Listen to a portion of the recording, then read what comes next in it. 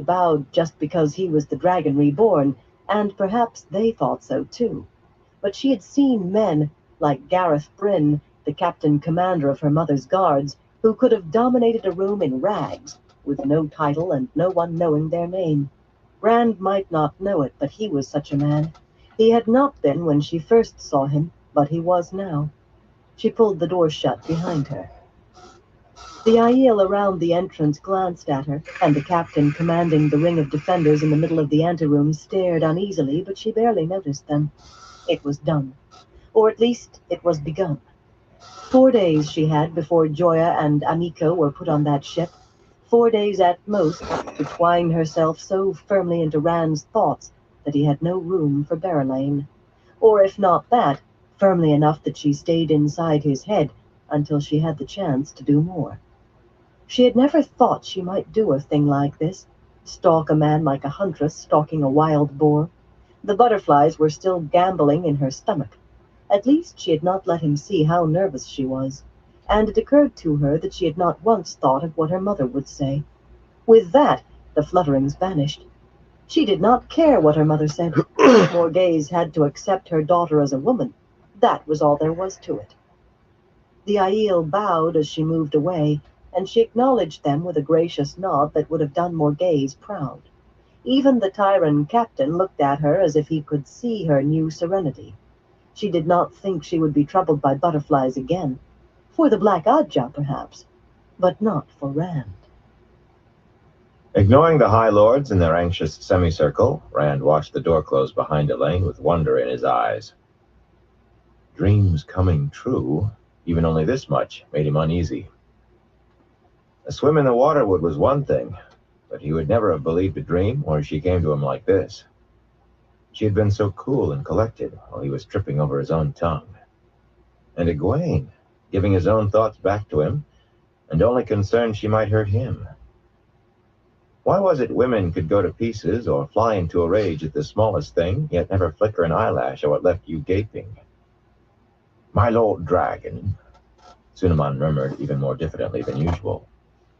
Word of this morning must have spread through the stone already.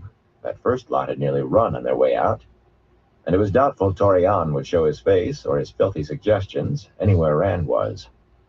Sunaman essayed an ingratiating smile, then smothered it, dry-washing his plump hands when Rand only looked at him. The rest pretended they did not see the burned tables or the shattered mattress and scattered books or the half-melted lumps over the fireplace that had been the stag and wolves. High Lords were good at seeing only what they wanted to see. Carleon and Tedosian, false self-effacement in every line of their thick bodies, surely never realized there was anything suspicious in never looking at one another. But then Rand might never have noticed, if not for Tom's note, found in the pocket of a coat just back from being brushed. "The Lord Dragon wished to see us," Sunaman managed. Could Egwene and Elaine have worked it up between them? Of course not. Women did not do things like that any more than men. Did they? It had to be coincidence. Elaine heard that he was free and decided to speak. That was it. "Taxes!" he barked. The Tyrants did not move, but they gave the impression of stepping back. How he hated dealing with these men. He wanted to dive back into the books. "It is a bad precedent, my Lord Dragon, lowering taxes," a lean, gray-haired man said in an oily voice. Mylon was tall for a Tyrant, only a hand shorter than Rand, and hard as any defender. He held himself in a stoop in Rand's presence. His dark eyes showed how he hated it. But he had hated it when Rand told them to stop crouching around him, too. None of them straightened, but Mylon, especially, had not liked being reminded of what he did. "The peasants have always paid easily, but if we lower taxes when the day comes that we raise them back to where they are now, the fools will complain as bitterly as if we had doubled the present levy. There may well be riots when that day comes, my Lord Dragon." Rand strode across the room to stand before Collindor. The crystal sword glittered, outshining the gilt and gemstones surrounding it.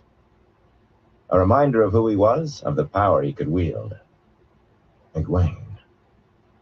It was foolish to feel hurt because she said she no longer loved him. Why should he expect her to have feelings for him that he did not have for her? Yet it did hurt. A relief, but not a pleasant one. You will have riots if you drive men off their farms. 3 books stood in a stack almost by Milan's feet. The Treasures of the Stone of Tyr, Travels in the Waste, and Dealings with the Territory of Mayenne. The keys lay in those and in the various translations of the Cariathon cycle. If he could only find them and fit them to the proper locks. He pushed his mind back to the High Lords. Do you think they will watch their families starve and do nothing? The defenders of the stone have put down riots before, my Lord Dragon, Sunaman said soothingly. Our own guards can keep peace in the countryside. The peasants will not disturb you, I give you my assurance. There are too many farmers as it is. Carrion flinched at Rand's glare. It is the civil war in Cairien, my Lord Dragon, he explained hurriedly. The Cairienin can buy no grain, and the granaries are bursting. This year's harvest will go to waste as it is. And next year? Burn my soul, my Lord Dragon. But what we need is for some of those peasants to stop their eternal digging and planting. He seemed to realize he had said too much, though he clearly did not understand why. Rand wondered whether he had any idea how food got to his table. Did he see anything but gold and power? What will you do when Cairien is buying grain again? Rand said coolly. For that matter, is Cairien the only land that needs grain? Why had Elaine spoken up like that? What did she expect of him? Fond, she said. Women could play games with words like Aes Sedai. Did she mean she loved him? No, that was plain foolishness. Overproud to a degree. My Lord Dragon, Milan said, half subservient, half as if explaining something to a child. If the civil wars stopped today, Cairien still could not buy more than a few barge loads for 2, even 3 years. We have always sold our grain to Cairien. Always. For the 20 years since the Aiel War.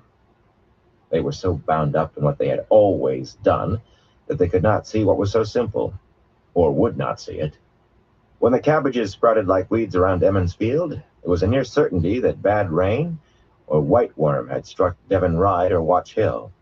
When Watch Hill had too many turnips, Emmons Field would have a shortage or Devon Ride. Offer it in Ilion, he told them. What did Elaine expect? Or Altara. He did like her, but he liked Min as much, or thought he did. It was impossible to sort out his feelings for either of them. You have ships for the sea as well as river boats and barges, and if you don't have enough, hire them from Mayenne. He liked both women, but beyond that, he had spent very nearly his whole life mooning after Egwene. He was not about to dive into that again until he was sure. Sure of something. Sure. If dealings with the territory of Mayenne was to be believed, stop this, he told himself. Keep your mind on these weasels, or they'll find cracks to slip through and bite you on the way. Pay with grain. I'm sure the first will be amenable for a good price, and maybe a signed agreement, a treaty. That was a good word, the sort they used. Pledging to leave Mayenne alone in return for ships. He owed her that. We trade little with Ilion, my Lord Dragon. They are vultures and scum. Tadosian sounded scandalized, and so did Milan when he said, We have always dealt with Mayenne from strength, my Lord Dragon, never with bent knee. Rand took a deep breath. The High Lords tensed. It always came to this. He always tried to reason with them, and it always failed. Tom said the High Lords had heads as hard as the stone, and he was right. What do I feel for her? Dreaming about her? She's certainly pretty. He was not sure if he meant Elaine or Min. Stop this. A kiss means no more than a kiss. Stop it. Putting women firmly out of his head, he set himself to telling these stone-brained fools what they were going to do. First, you will cut taxes on farmers by 3/4, and on everyone else by half. Don't argue. Just do it. Second, You go to Berlin and ask her price for hiring. The High Lords listened with false smiles and grinding teeth. But they listened. Egwene was considering Joya and Amico when Matt fell in beside her, just walking down the hallway as if he merely happened to be going the same way. He was frowning to himself, and his hair needed brushing, as if he had been scrubbing his fingers through it. Once or twice he glanced at her, but did not speak. The servants they passed bowed or curtsied, and so did the occasional high lords and ladies, if with markedly less enthusiasm.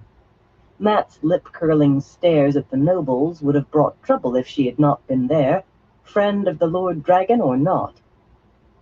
This silence was not like him, not like the Matt she knew.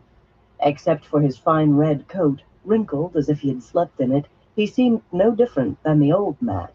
Yet they were surely all different now. His quiet was unsettling.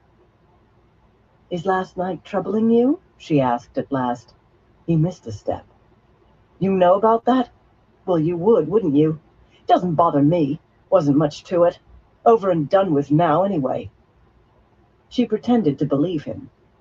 "Nynaeve and I do not see much of you." That was a rank understatement. "I've been busy," he muttered with an uncomfortable shrug, looking everywhere but at her again. "Dicing?" she asked dismissively. "Cards." A plump maid, curtsying with her arms full of folded towels, glanced at Egwene, and apparently thinking she was not looking, winked at Matt. He grinned at her. "I've been busy playing cards." Egwene's eyebrows rose sharply. That woman had to be 10 years older than Nynaeve. "I see. It must use up a great deal of time, playing cards. Too much to spare a few moments for old friends." "The last time I spared you a moment, you and Nynaeve tied me up with the power like a pig for market, so you could rummage through my room. Friends don't steal from friends." He grimaced. "Besides, you're always with that Elaine with her nose in the air, or Moiraine. I do not like—" Clearing his throat, he shot her a sideways glance. "I don't like taking up your time. You are busy, from what I hear. Questioning dark friends. Doing all sorts of important things, I should imagine. You know these tyrants think you are Aes Sedai, don't you?" She shook her head ruefully. It was Aes Sedai he did not like. However much of the world Matt saw, nothing would ever change him. "It is not stealing to take back what was supposed to be a loan," she told him. "I don't remember you saying anything about a loan. What use do I have for a letter from the Amerlin? Just get me in trouble. You could have asked, though." She refrained from pointing out that they had asked. She wanted neither an argument nor a sulky departure. He would not call it that, of course. This time she would let him get away with his version. "Well, I'm glad you are still willing to talk to me. Was there a special reason for it today?" He shoved his fingers through his hair and muttered to himself. What he needed was his mother to haul him off by his ear for a long talking to. Egwene counseled herself to patience. She could be patient when she wanted to. She would not say a word before he did, if she burst for it. The corridor opened into a railed colonnade of white marble, looking down on one of the stone's few gardens. Large white blossoms covered a few small waxy-leafed trees and gave a scent even sweeter than the banks of red and yellow roses. A sullen breeze failed to stir the hangings on the inner wall, but it did cut the morning's growing damp warmth. Matt took a seat on the wide balustrade with his back against a column and one foot up in front of him. Peering down into the garden, he finally said, "I need some advice." He wanted advice from her? She goggled at him. "Whatever I can do to help," she said faintly. He turned his head to her, and she did her best to assume something like Aes Sedai calm. "What do you want advice about?" "I don't know." It was a 10-pace drop to the garden. Besides, there were men down there weeding among the roses. If she pushed him over, he might land on one. A gardener, not a rosebush. "How am I supposed to advise you, then?" she asked in a thin voice. "I am trying to decide what to do. He looked embarrassed. He had a right to, in her opinion. I hope you are not thinking of trying to leave. You know how important you are. You cannot run away from it, Matt. You think I don't know that? I don't think I could leave if Moiraine told me I could. Believe me, Egwene, I am not going anywhere. I just want to know what's going to happen. He gave a rough shake of his head, and his voice grew tighter. What comes next? What's in these holes in my memory? There are chunks of my life that aren't even there. They don't exist, as if they never happened. Why do I find myself spouting gibberish? People say it's the old tongue, but it's goose gabble to me. I want to know, Egwene. I have to know before I go as crazy as Rand. Rand is not crazy, she said automatically. So Matt was not trying to run away. That was a pleasant surprise. He had not seemed to believe in responsibility, but there was pain and worry in his voice. Matt never worried, or never let anyone see it if he did. I do not know the answers, Matt, she said gently. Perhaps Moiraine... No! He was on his feet in a bound. No, Aes Sedai. I mean, you're different. I know you, and you aren't... Didn't they teach you anything in the tower? Some trick or other, something that would serve? Oh, Matt, I am sorry. I am so sorry. His laugh reminded her of their childhood. Just so he had always laughed when his grandest expectations went astray. Ah, well, I guess it does not matter. It'd still be the tower if it's second-hand. No offense to you. Just so he had moaned over a splinter in his finger and treated a broken leg as if it were nothing at all. There might be a way, she said slowly.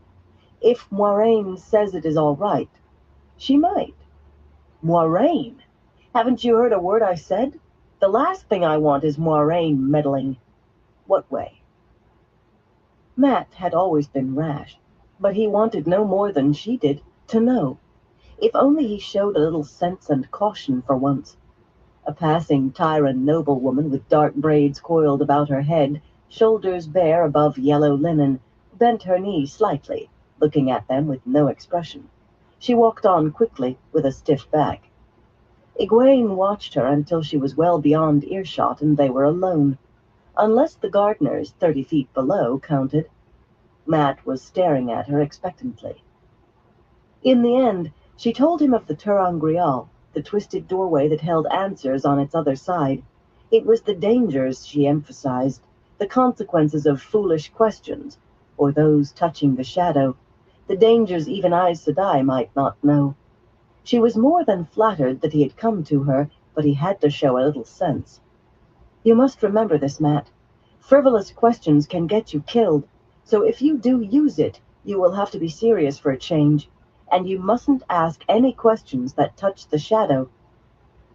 He had listened with greater and greater incredulity. When she was done, he exclaimed, 3 questions?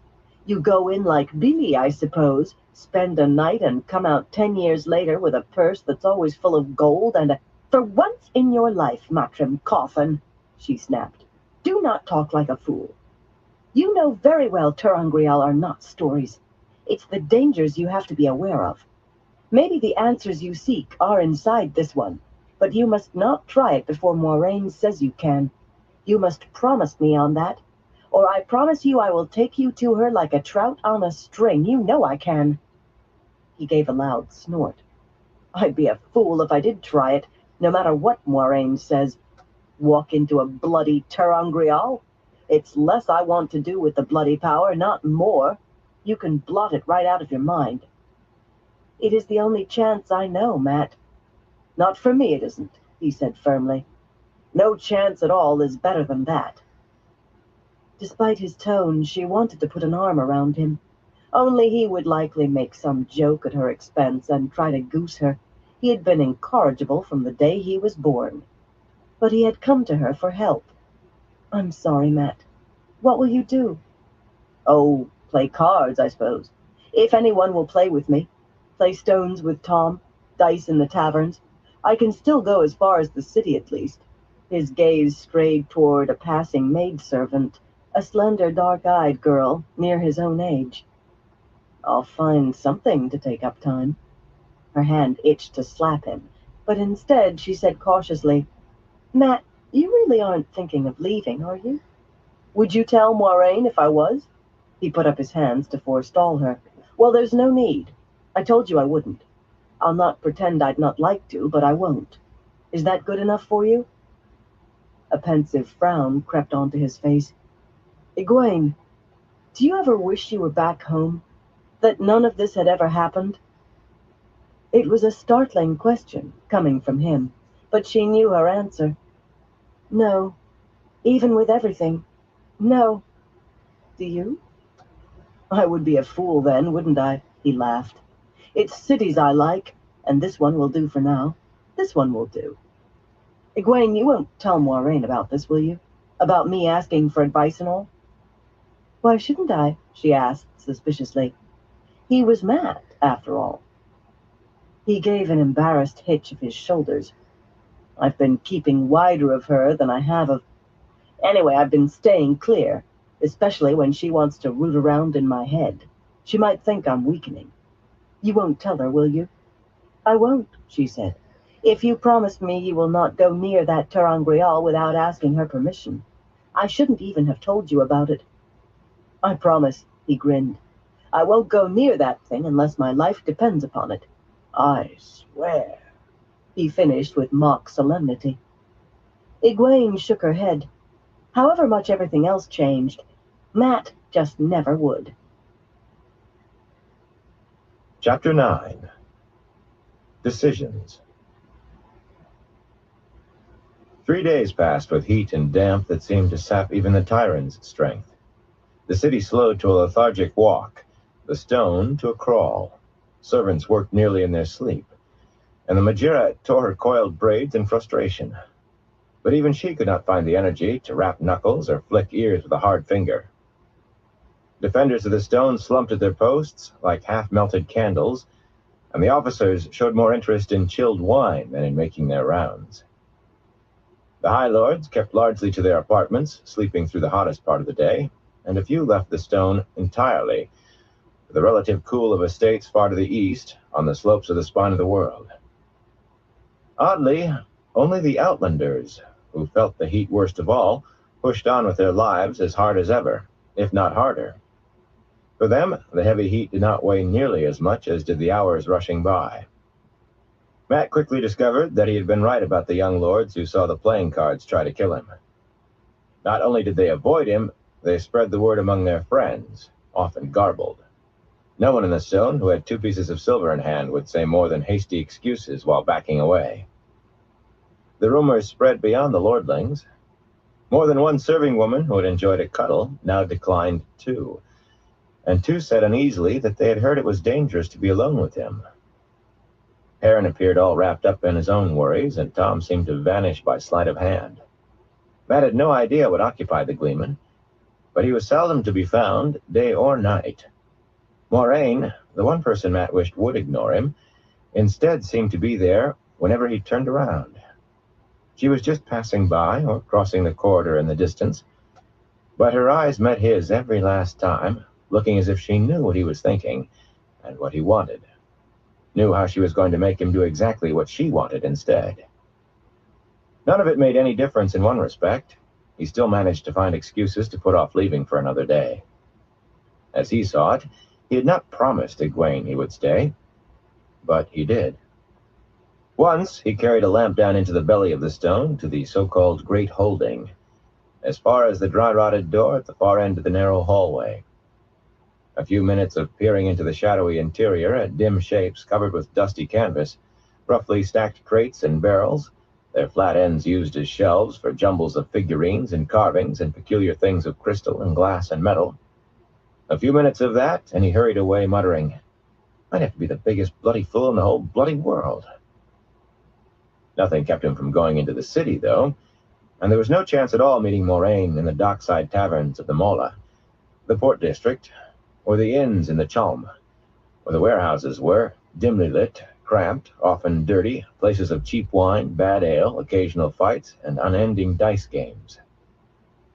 The stakes in the dice games were small compared to what he had grown used to, but that was not why he always found himself back in the stone after a few hours. He tried not to think about what always drew him back, near Tarand.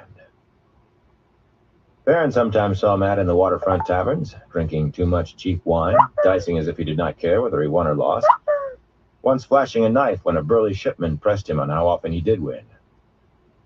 It was not like Matt to be so irritable, but Perrin avoided him instead of trying to find out what was troubling him. Perrin was not there for wine or dice, and the men who thought of fighting changed their minds after a good look at his shoulders and his eyes. He bought bad ale, though, for sailors in wide leather trousers and for under-merchants with thin silver chains across their coat fronts. For any man who looked to be from a distant land. It was rumor he hunted, word of something that might draw Fail away from Tyr, away from him.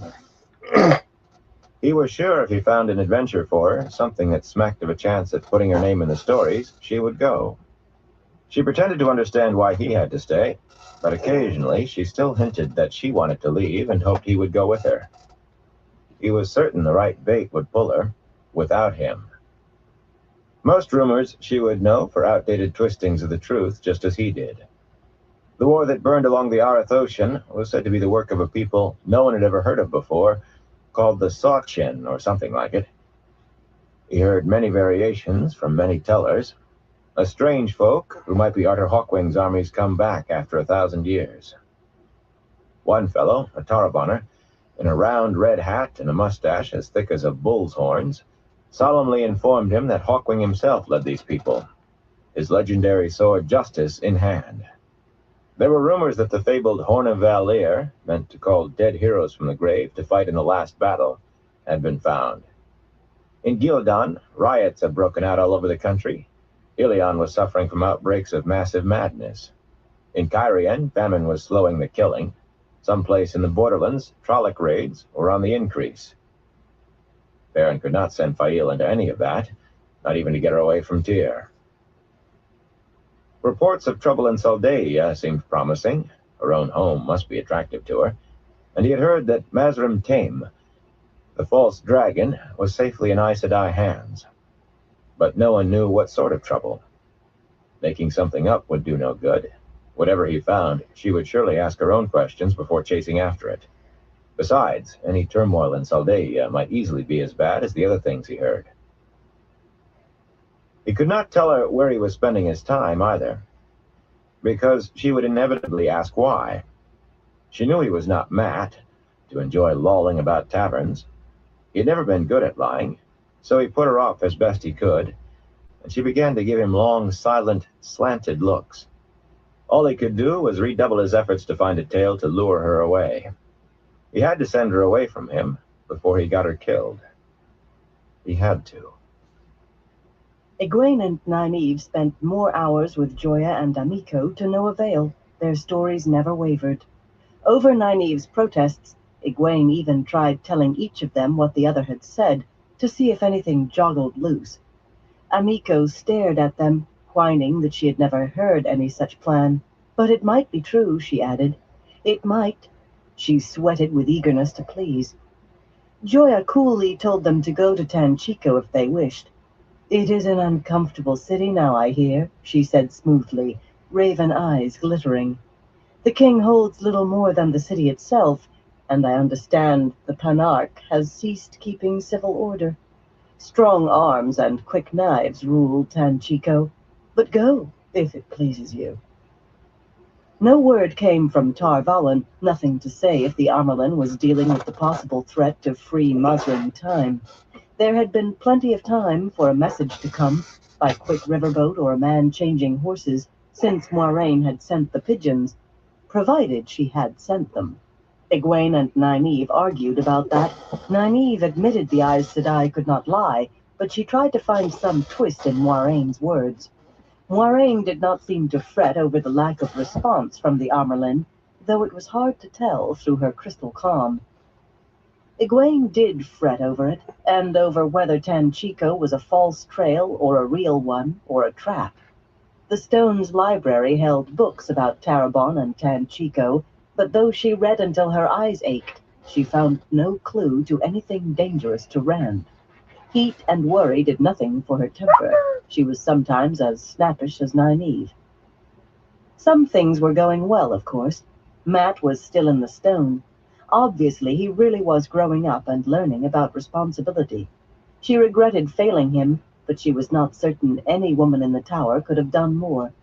She understood his thirst to know because she thirsted too, although for other knowledge, for the things she could only learn in the tower, the things she might discover that no one else had known how to do before, the lost things she might relearn.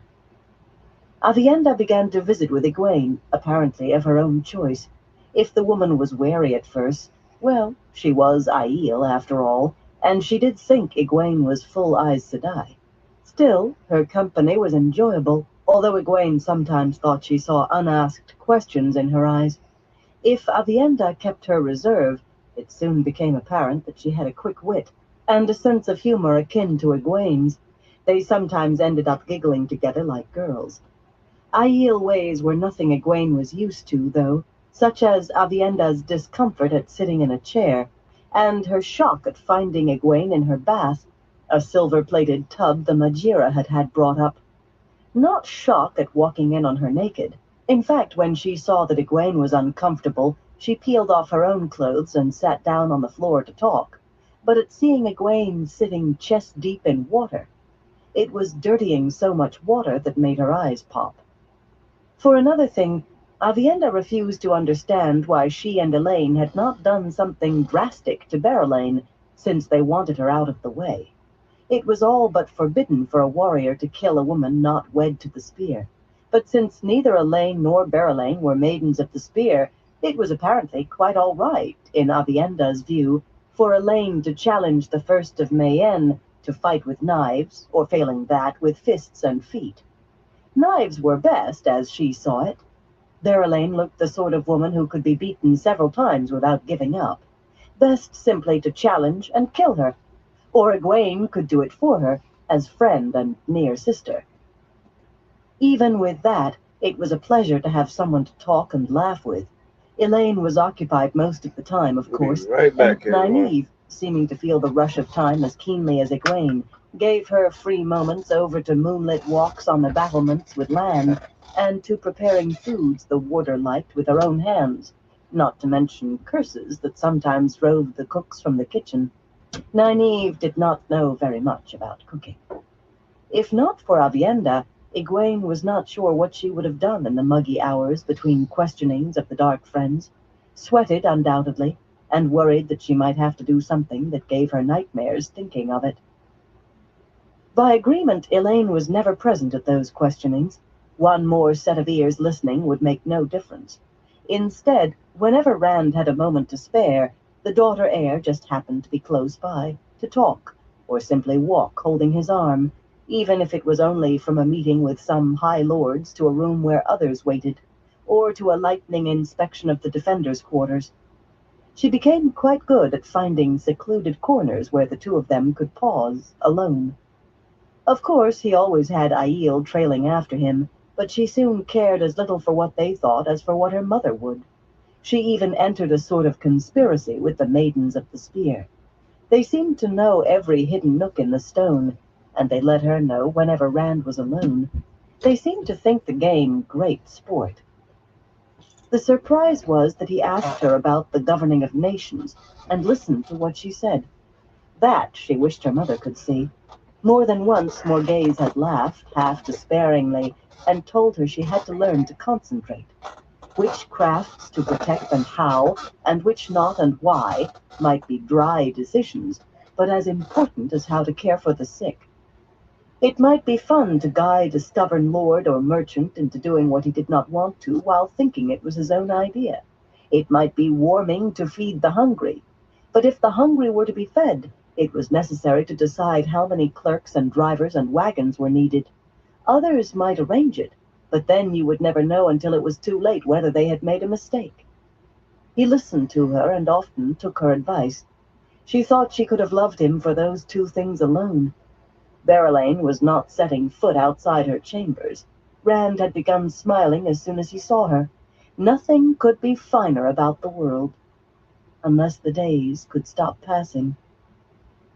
3 short days, slipping away like water through her fingers.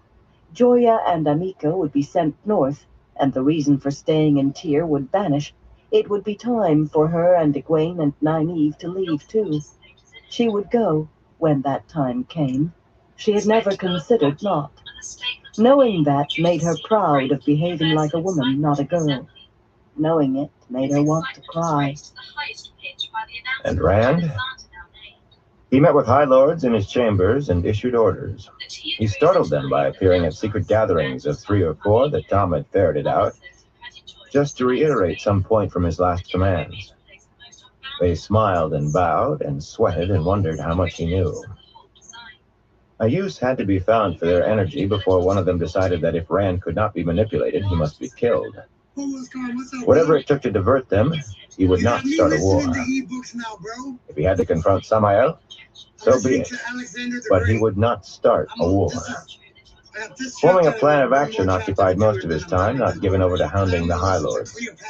Bits and pieces came from the books he had the librarians bring to his rooms by armloads, and from his talks with Elaine. Her advice was certainly useful with the High Lords. He could see them hastily reassessing him when he displayed knowledge of things they themselves only half knew. She stopped him when he wanted to give her the credit. A wise ruler takes advice, she told him, smiling, but should never be seen to take it. Let them think you know more than you do. It will not harm them, and it will help you. She seemed pleased he had suggested it, though. He was not entirely sure that he was not still putting off some decision, at least because of her. 3 days of planning, of trying to puzzle out what was still missing.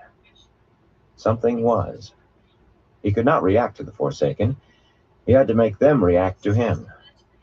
3 days, and on the 4th she would go. Back to Tar Valon, he hoped. But once he moved, he suspected even their brief moments together would end. 3 days of stolen kisses when he could forget he was anything but a man with his arms around a woman. He knew it for a foolish reason, if true. He was relieved she did not seem to want more than his company, but in those moments alone he could forget decisions, forget the fate awaiting the Dragon Reborn. More than once he considered asking her to stay, but it would not be fair to raise her expectations when he had no idea what he wanted from her beyond her presence. If she had any expectations, of course. Much better just to think of them as a man and a young woman walking out together of a feast day evening. That became easier. Sometimes he forgot she was the daughter heir, and he a shepherd. But he wished she were not going. 3 days. He had to decide. He had to move. In a direction no one expected. The sun slid slowly toward the horizon on the evening of the 3rd day. The half-drawn draperies of Rand's bedchamber lessened the reddish-yellow glare.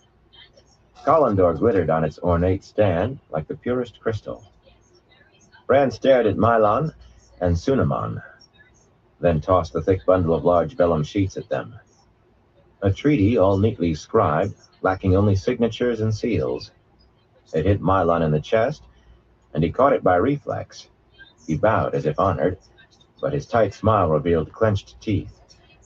Sunamon shifted from foot to foot, dry-washing his hands. All is as you said, my Lord Dragon, he said anxiously. Grain for ships. And 2,000 Tyran levies, Rand cut him off. To see to proper distribution of grain and protect Tyran interests. His voice was like ice, but his stomach seemed to be boiling. He nearly shook with the desire to pound at these fools with his fists. 2,000 men, under the command of Torian.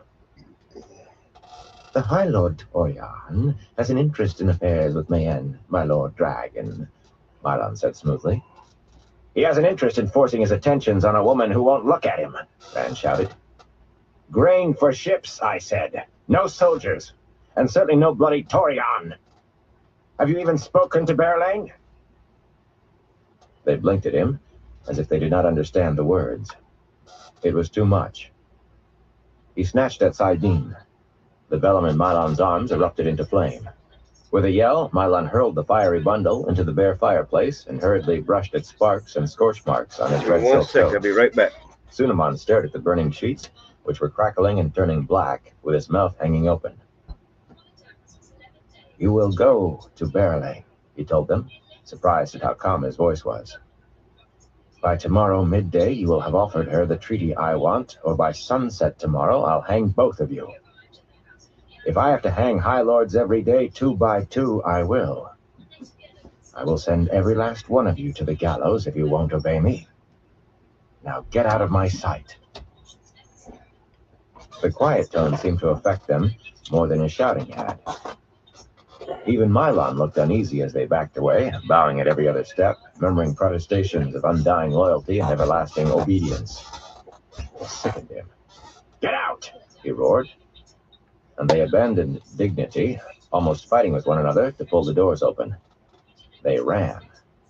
One of the Aiel guards put his head in for a moment to see that Rand was all right, before drawing the door shut. Rand trembled openly. They disgusted him almost as much as he disgusted himself, threatening to hang men because they did not do as he told them. Worse, meaning it. He could remember when he did not have a temper, or at least when he rarely had, and had managed to keep it on a short rein. He crossed the room to where Callandor sparkled with the light streaming in between the draperies. The blade looked like the finest glass, absolutely clear. It felt like steel to his fingers, sharp as a razor.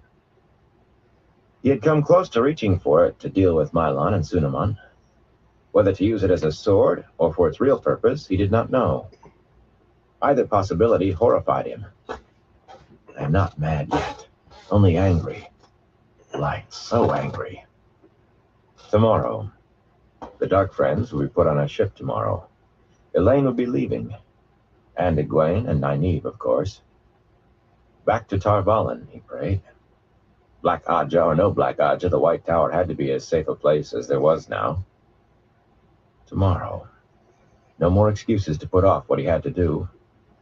Not after tomorrow. He turned his hands over, looking at the heron branded into each palm. He had examined them so often that he could have sketched every line perfectly from memory. The prophecies foretold them. Twice and twice shall he be marked, twice to live and twice to die. Once the heron to set his path, twice the heron to name him true. Once the dragon for remembrance lost, twice the dragon for the price he must pay. But if the herons named him true, what need for dragons? For that matter, what was a dragon? The only dragon he had ever heard of was Lews Therin Telamon. Lews Therin Kinslayer had been the dragon. The dragon was the Kinslayer. Except now there was himself. But he could not be marked with himself. Perhaps the figure on the banner was a dragon. Not even Aes Sedai seemed to know what that creature was. "You have changed from when I last saw you. Stronger. Harder." He spun, gaping at the young woman standing by the door, fair of skin and dark of hair and eye. Tall, dressed all in white and silver, she arched an eyebrow at the half-melted lumps of gold and silver over the fireplace. He had left them there to remind him of what could happen when he acted without thinking, when he lost control. Much good it had done. "Selene," he gasped, hurrying to her. "Where did you come from? How did you get here?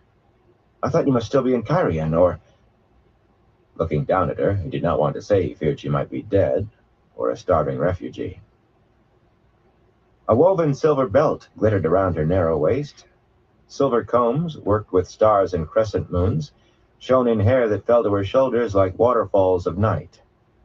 She was still the most beautiful woman he had ever seen. Elaine and Egwene were only pretty beside her.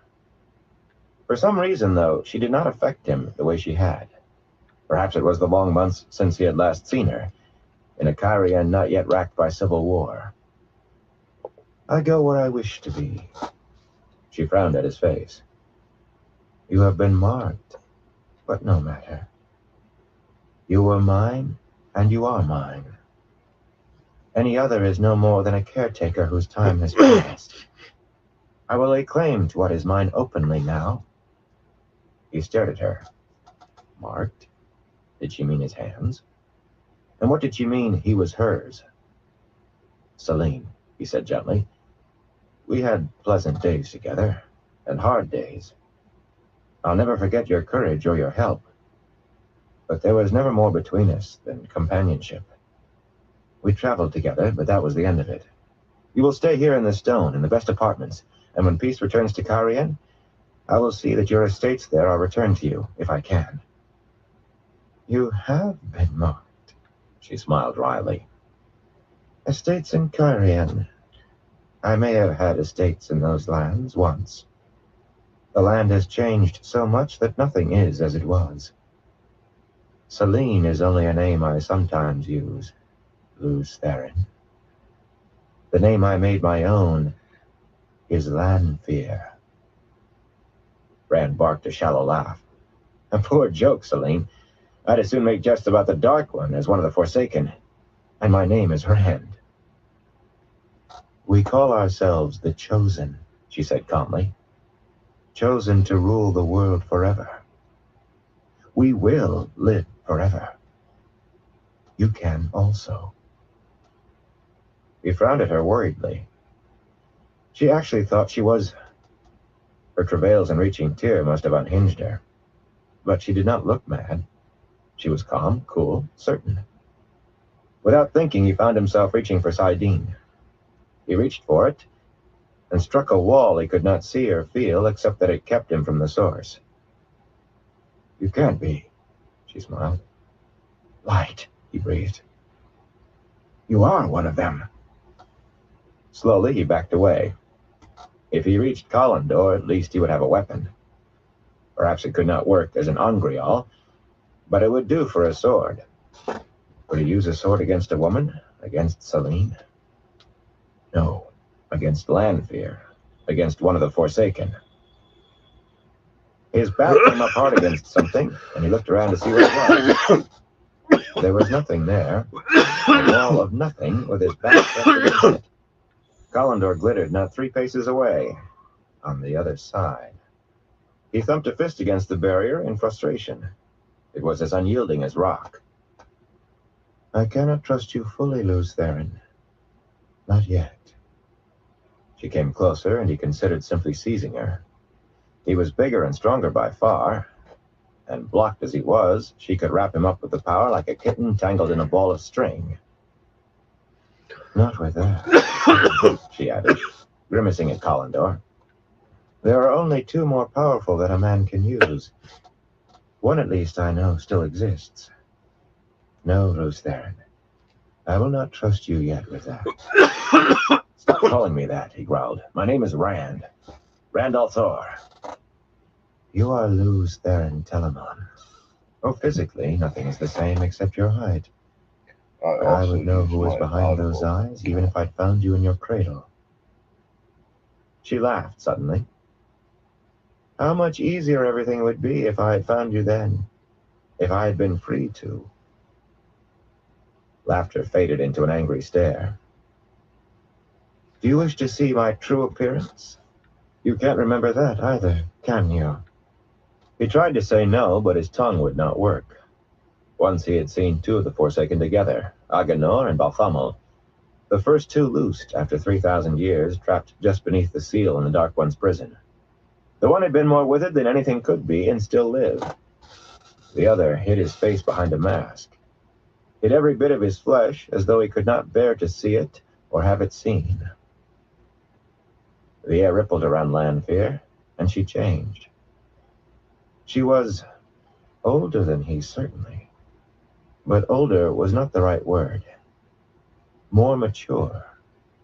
Riper. Even more beautiful, if that was possible. A lush blossom in full flower compared to a bud. Even knowing what she was, she made his mouth go dry, his throat tighten. Her dark eyes examined his face, full of confidence, yet with a hint of questioning, as if wondering what he saw. Whatever she perceived seemed to satisfy her. She smiled again. I was buried deeply in a dreamless sleep where time did not flow. The turnings of the wheel passed me by. Now you see me as I am, and I have you in my hands. She drew a fingernail along his jaw, hard enough to make him flinch. The time for games and subterfuge is past, Luceren. Long past. His stomach lurched. You mean to kill me, then? The light burn you, I... Kill you? She spat incredulously. Kill you? I mean to have you forever. You were mine long before that pale-haired milksop stole you. Before she ever saw you. You loved me. And you loved power. For a moment he felt dazed. The words sounded true. He knew they were true. But where had they come from? Celine, Lanfear, seemed as startled as he, but she recovered quickly. You've learned much. You have done much I'd not have believed you could, unaided. But you are still fumbling your way through a maze in the dark. And your ignorance makes you. Some of the others fear you too much to live. Some add Ravine, Mogideon. Others, perhaps, but those of a certainty. They will come after you. They will not try to turn your heart. They will come at you by stealth, destroy you while you sleep, because of their fear. But there are those who could show you what you want to know. None would dare oppose you then. Teach me. You want me to let one of the Forsaken teach me? One of the Forsaken. A male Forsaken. A man who had been Aes Sedai in the Age of Legends, who knew the ways of channeling, knew how to avoid the pitfalls, knew... As much had been offered him before. No. Even if it is offered, I'd refuse, and why should it be? I oppose them, and you. I hate everything you've done, everything you stand for. Fool, he thought. Trapped here, and I spout defiance like some idiot in a story who never suspects he might make his captor angry enough to do something about it. But he could not force himself to take the words back. Stubbornly, he plowed ahead and made it worse. Destroy you if I can. You and the Dark One, and every last Forsaken. A dangerous gleam flashed in her eyes and was gone. Do you know why some of us fear you? Do you have any idea? Because they are afraid the great Lord of the Dark will give you a place above them. Rand surprised himself by managing a laugh. Great Lord of the Dark? Can't you say his true name either? Surely you don't fear to attract his attention as decent people do, or do you? It would be blasphemy, she said simply. They are right to be afraid. Samael and the rest. The great Lord does want you. He wants to exalt you above all other men. He told me. That's ridiculous. The Dark One is still bound in Shale Ghul, or I would be fighting Tarman Gaden right now. And if he knows I exist, he'd want me dead. I mean to fight him. Oh, he knows. The great Lord knows more than you would suspect. It is possible to talk with him. Go to Shale Ghul, into the Pit of Doom, and you can hear him. You can bathe in his presence. A different light shone on her face now. Ecstasy. She breathed through parted lips, and for a moment seemed to stare at something distant and wondrous. Words cannot even begin to describe it. You must experience it to know. You must. She was seeing his face again, with eyes large and dark and insistent. Kneel to the great Lord, and he will set you above all others. He will leave you free to reign as you will, so long as you bend knee to him only once, to acknowledge him, no more than that. He told me this. Asmodean will teach you to wield the power without it killing you, teach you what you can do with it. Let me help you. We can destroy the others. The great Lord will not care. We can destroy all of them, even Asmodean, once he has taught you all you need to know. You and I can rule the world together under the great Lord forever. Her voice dropped to a whisper, equal parts eagerness and fear. Two great Sahagrial were made just before the end. One that you can use, one that I can. Far greater than the sword. Their power is beyond imagining. With those, we could even challenge the great Lord himself. Even the Creator. You are mad, he said raggedly. The father of lies says he will leave me free. I was born to fight him. That is why I am here, to fulfill the prophecies. I'll fight him and all of you, until the last battle, until my last breath. You do not have to. Prophecy is no more than the sign of what people hope for. Fulfilling the prophecies will only bind you to a path leading to Tarmangeddon and your death. Mogideon, or even Samael can destroy your body. The great Lord of the Dark can destroy your soul. An end utter and complete. You will never be born again, no matter how long the wheel of time turns. No! For what seemed a long time, she studied him. He could almost see the scales weighing alternatives. I could take you with me, she said finally. I could have you turn to the great Lord, whatever you want or believe. There are ways. She paused, perhaps to see if her words had had any effect. Sweat rolled down his back, but he kept his face straight. He would have to do something, whether he had a chance or not. A second attempt to reach Saidin battered vainly against that invisible barrier. He let his eyes wander as if he were thinking. Kalendor was behind him, as far out of reach as the other side of the Arth Ocean. His belt knife lay on the table by the bed, together with a half-made fox he had been carving. The shapeless lumps of metal mocking him from above the fireplace. A drably clad man slipping in at the doors with a knife in his hand. The books lying everywhere. He turned back to Lanfear, tensing. You were always stubborn, she muttered. I won't take you this time. I want you to come to me of your own will, and I will have it. What is the matter? You're frowning. A man slipping in at the doors with a knife. His eyes had slid past the fellow almost without seeing. Instinctively, he pushed Lanfear out of the way and reached for the true source. The shield blocking him vanished as he touched it, and his sword was in his hands like a red gold flame. The man rushed at him, knife held low and point up for a killing stroke.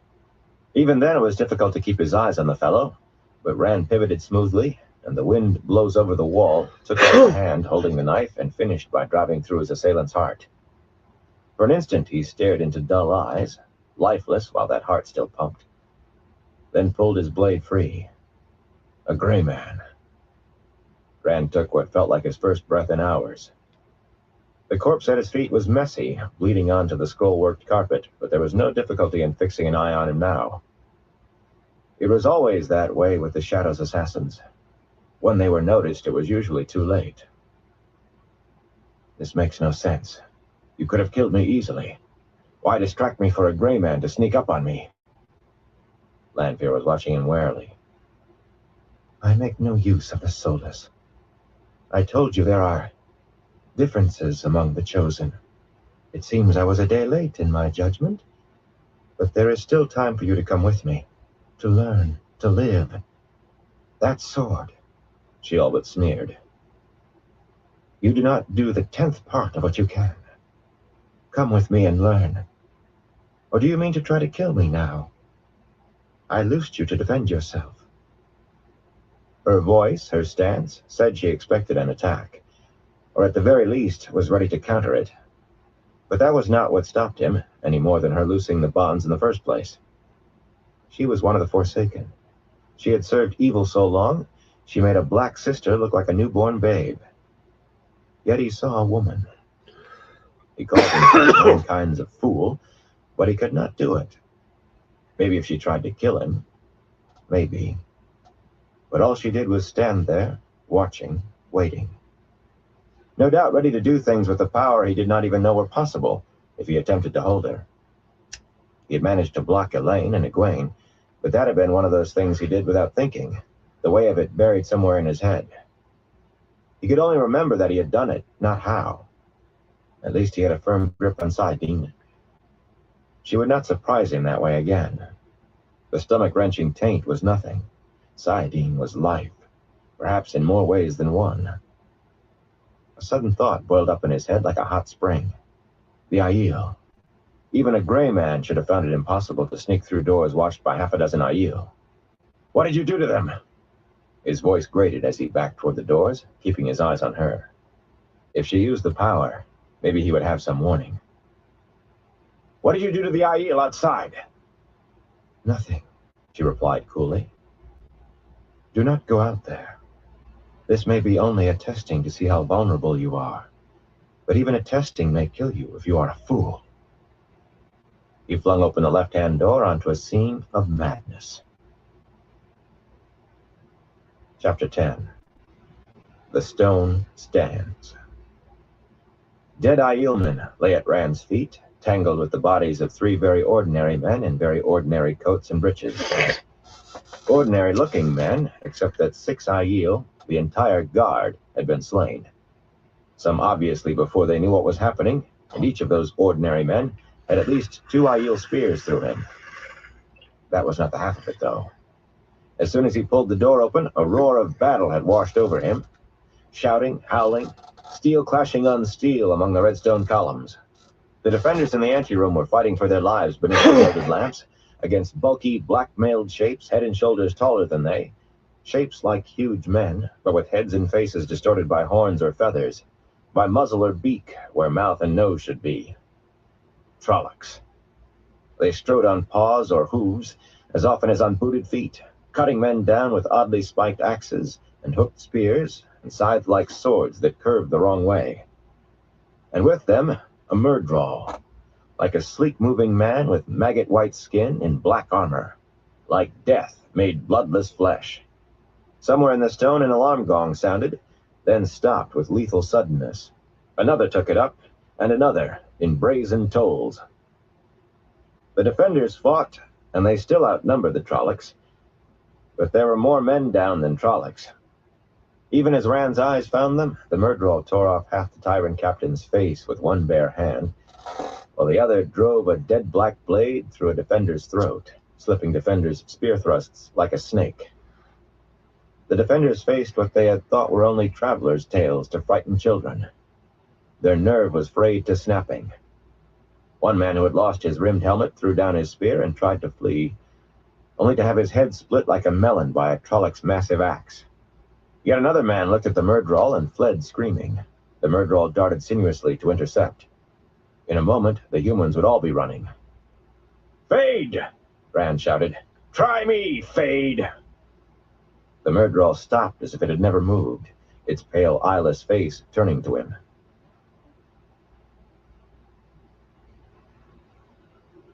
Fear rippled through Rand at that stare, sliding over the bubble of cold calm that encased him when he held Saidin.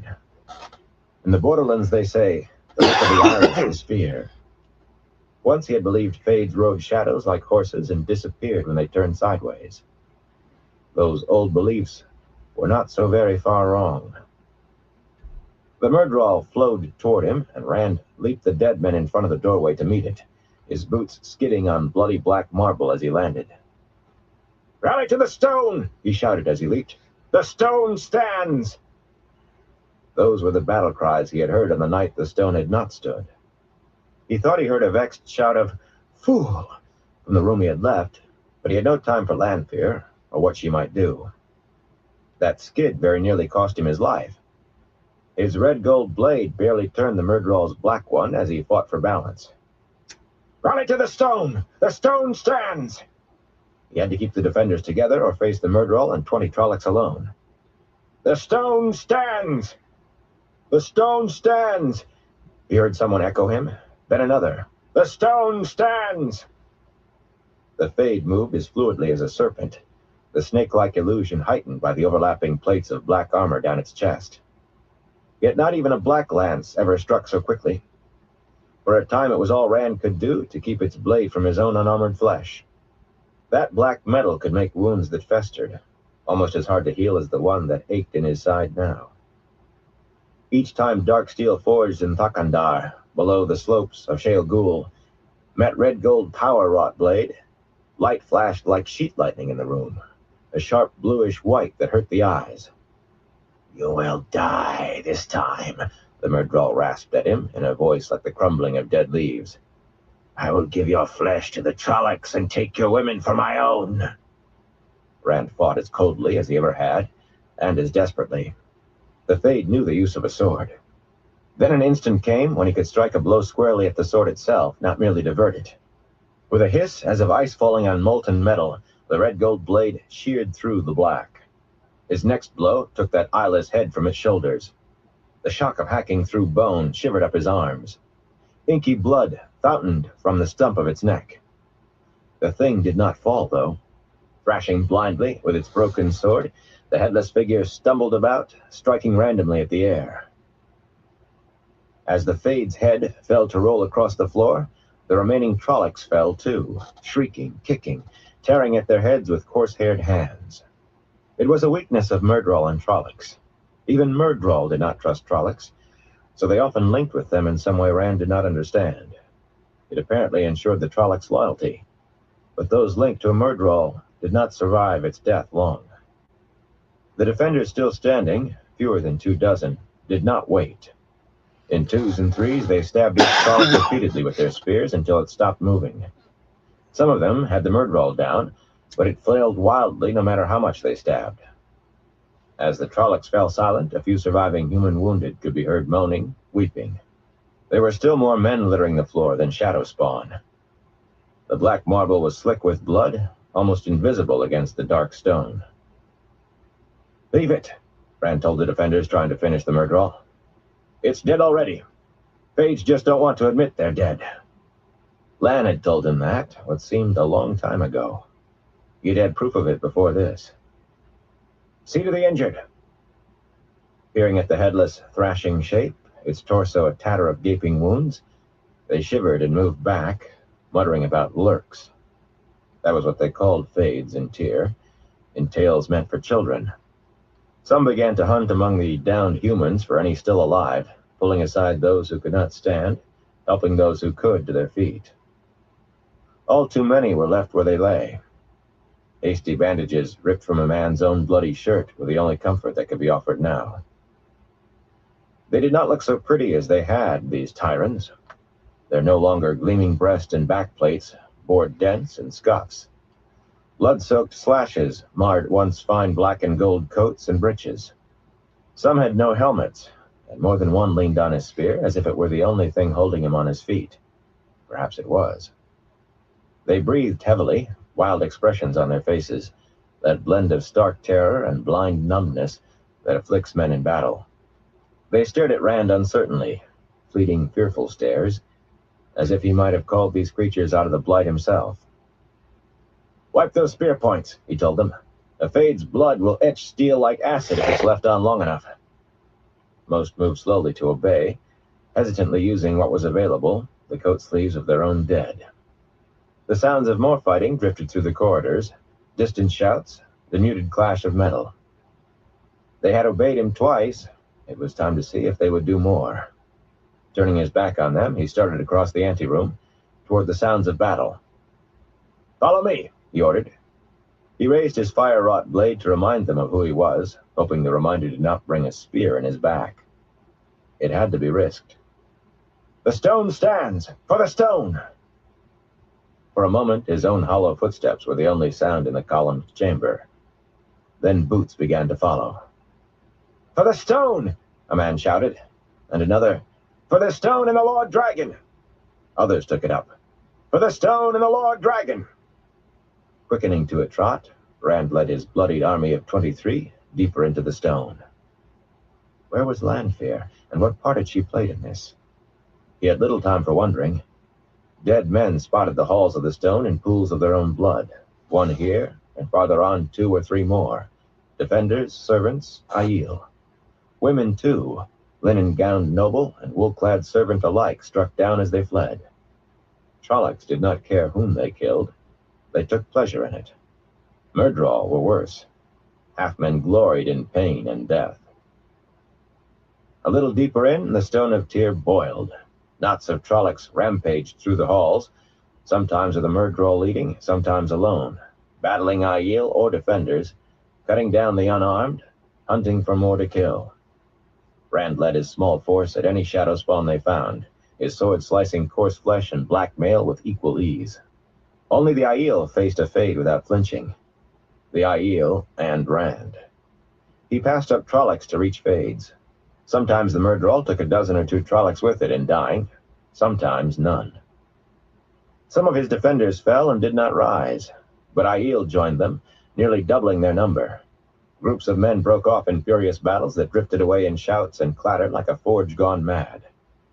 Other men fell in behind Rand, broke away, were replaced, till none of those who had started with him remained.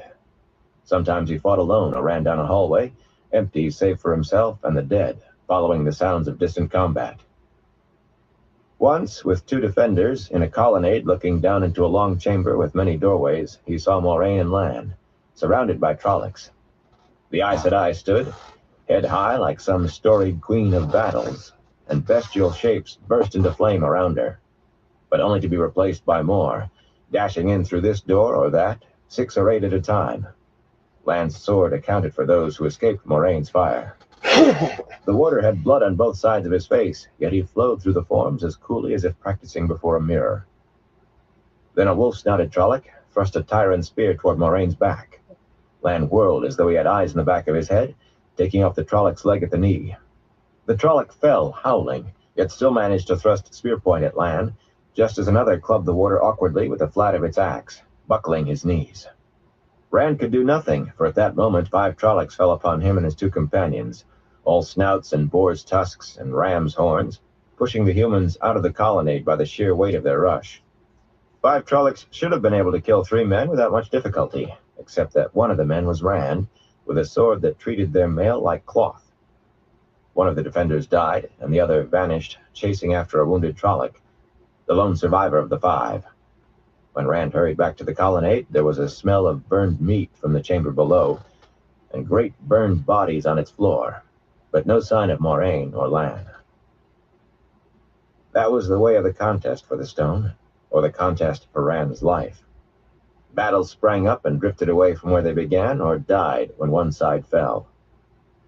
Not only did men fight Trollocs and Myrddraal, men fought men. There were dark friends siding the shadow spawn, roughly dressed fellows who looked like former soldiers and tavern brawlers. They seemed as fearful of the Trollocs as the Tyrants did, but they killed as indiscriminately where they could.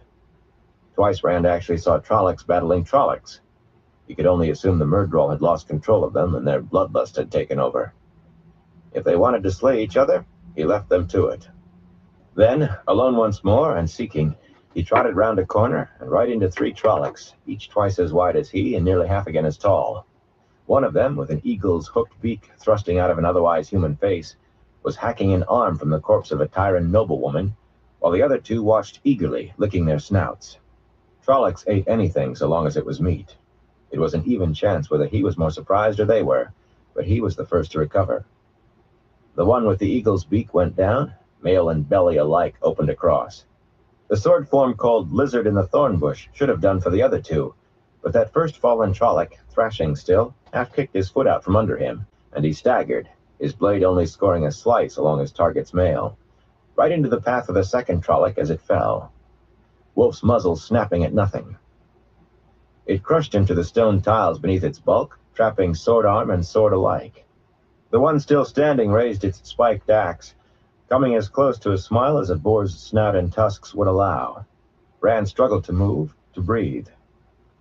A scythe-curved sword split the boar's snout to the neck. Wrenching its blade free, a 4th Trolloc bared goat teeth at him in a snarl, ears twitching beside its horns.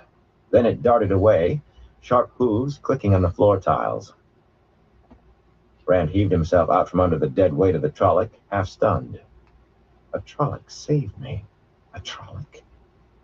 Trolloc blood was all over him, thick and dark.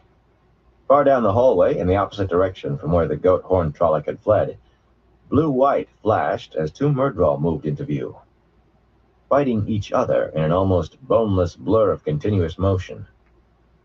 One forced the other into a crossing corridor, and the flashing light faded from sight. I'm mad. That's what it is.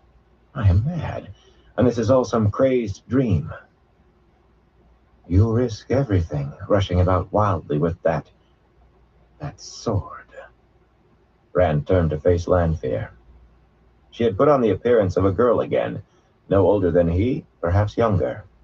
She lifted her white skirts to step over the Tyrant lady's torn body. For all the emotion on her face, it might as well have been a log. "You build a hut of twigs," she went on, "when you could have marble palaces for the snap of your fingers. You could have had their lives and such souls as Trollocs possess with little effort, and instead they nearly killed you. You must learn. Join with me." "Was this your doing?" he demanded. "That Trolloc saving me? Those Myrddraal? Was it?" She considered him a moment before giving a slight, regretful shake of her head. "If I take credit, you'll expect it again, and that could be deadly. None of the others is really certain where I stand, and I like it that way.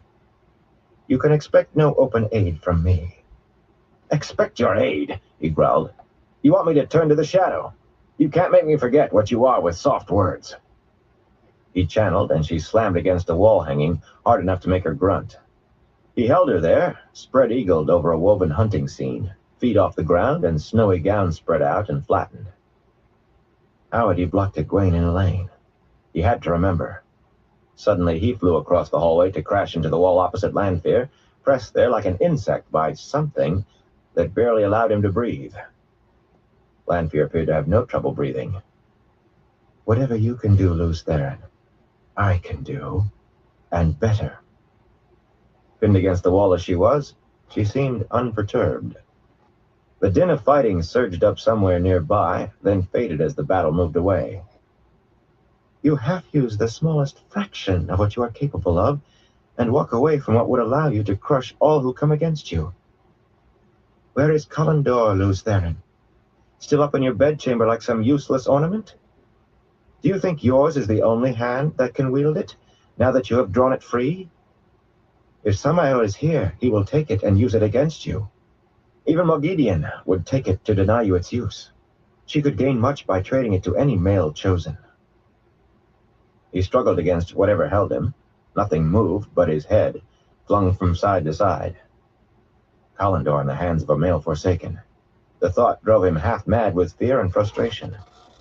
He channeled, tried to pry at what held him, but there might as well have been nothing to pry.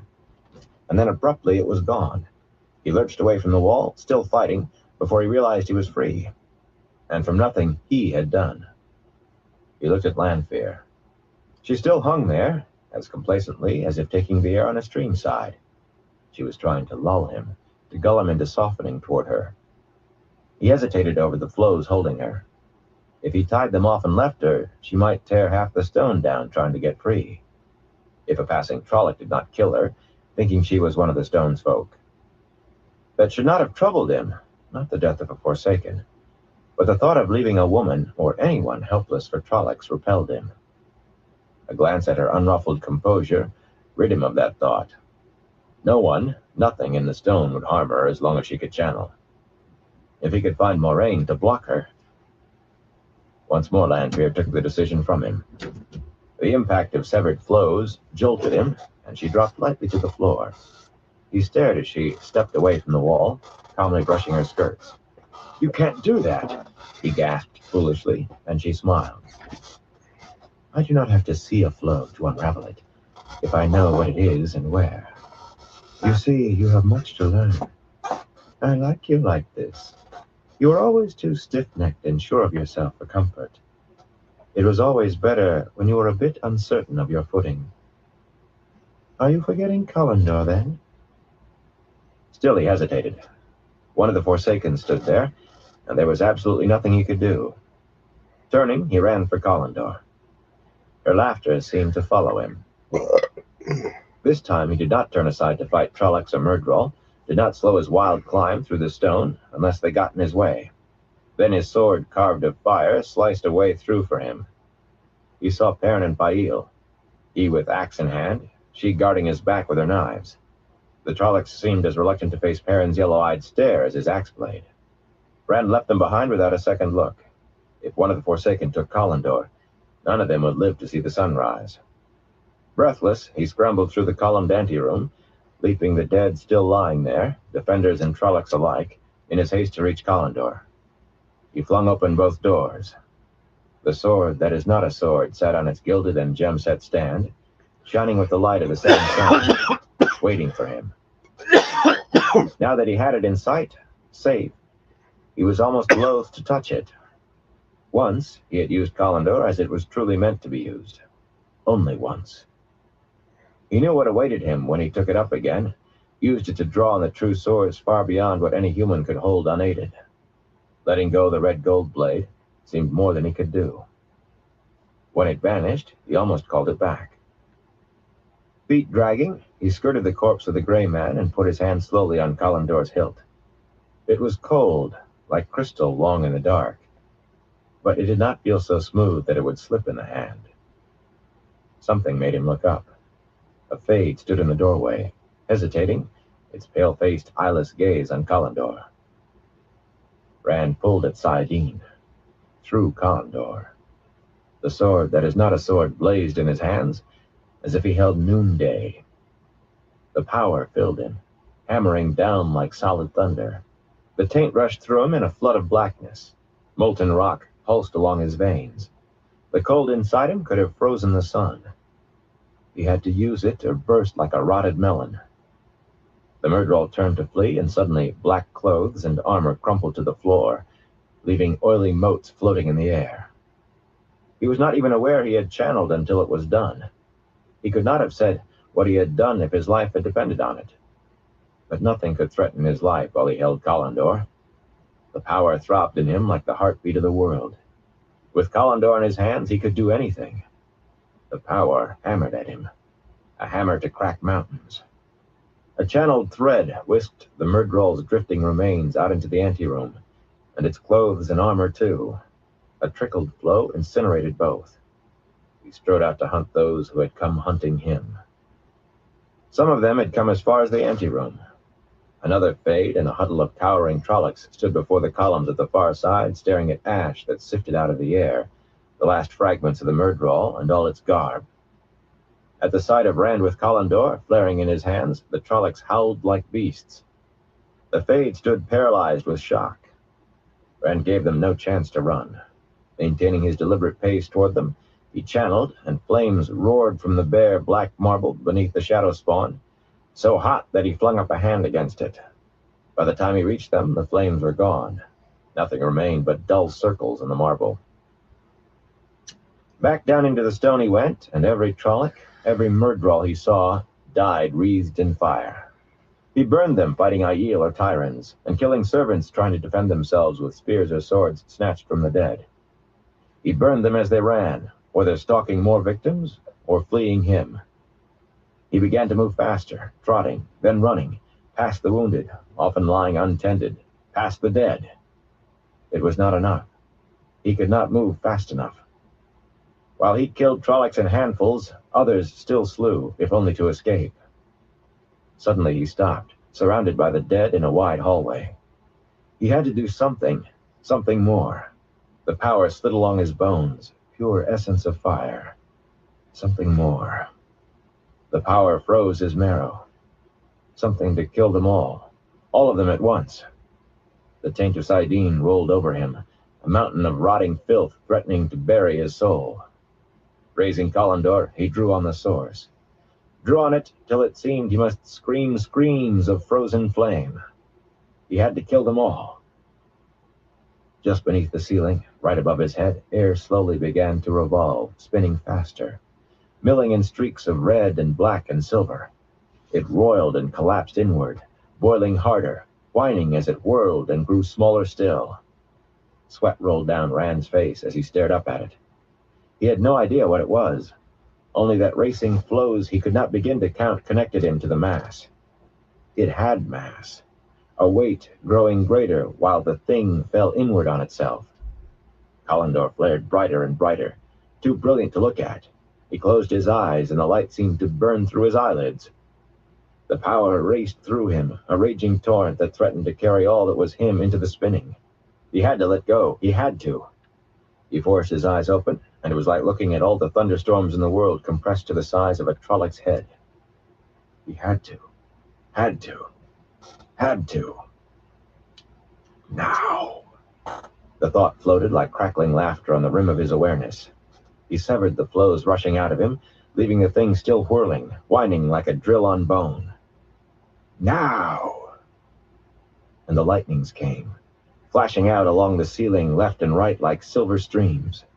A Myrddraal stepped out of a side corridor, and before it could take a second step, half a dozen flaring streaks stabbed down, blasting it apart. The other streams flowed on, fanning down every branching of the corridor, replaced by more and more erupting every second. Rand had not a clue to what he had made or how it worked. He could only stand there, quivering with the power that filled him with the need to use it. Even if it destroyed him, he could feel Trollocs and Myrddraal dying, feel the lightnings strike and kill. He could kill them everywhere in the world. He knew it. With Kalendor, he could do anything. And he knew trying would kill him just as surely. The lightnings faded and died with the last shadow spawn. The spinning mass imploded with a loud clap of inrushing air. But Kalendor still shone like the sun. He shook with the power.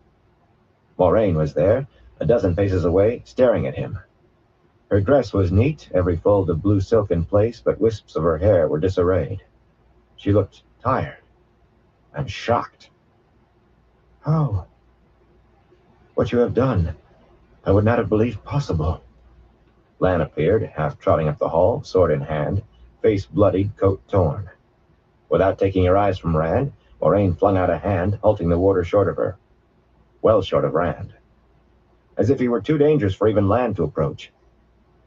"Are you well, Rand?" Rand pulled his gaze away from her, and it fell on the body of a dark-haired girl, little more than a child. She lay sprawled on her back, eyes wide and fixed on the ceiling, blood blackening the bosom of her dress. Sadly, he bent to brush strands of hair from her face. "Light, she's only a child. I was too late. Why didn't I do it sooner? A child." "I will see that someone takes care of her, Rand," Moraine said gently. "You cannot help her now." His hand shook so hard on Kalendor that he could barely hold on. "With this, I can do anything." His voice was harsh in his own ears. "Anything!" "Rand," Moraine said gently. He would not listen. The power was in him. Kalendor blazed, and he was the power. He channeled, directing flows into the child's body, searching, trying, fumbling. She lurched to her feet, arms and legs unnaturally rigid and jerky. "Rand, you cannot do this. Not this." "Breathe. She has to breathe." The girl's chest rose and fell. "Heart has to beat." Blood, already thick and dark, oozed from the wound in her chest. "Live. Live, burn you. I didn't mean to be too late." Her eyes stared at him, filmed, lifeless. Tears trickled unheeded down his cheeks. "She has to live. Heal her, Moraine. I don't know how. Heal her." "Death cannot be healed, Rand. You are not the creator." Staring into those dead eyes, Rand slowly withdrew the flows. The body fell stiffly.